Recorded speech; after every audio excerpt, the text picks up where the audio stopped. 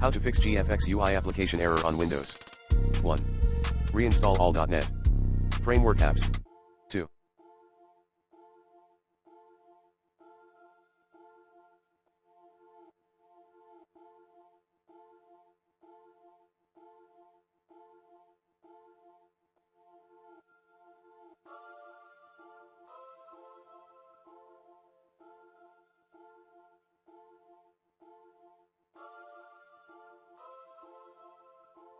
Update Visual C plus Red Citribulate.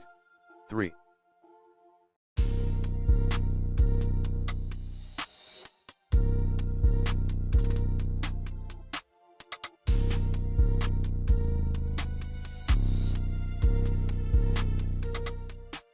Update graphics driver using the recommended Avast driver updater in this video guide.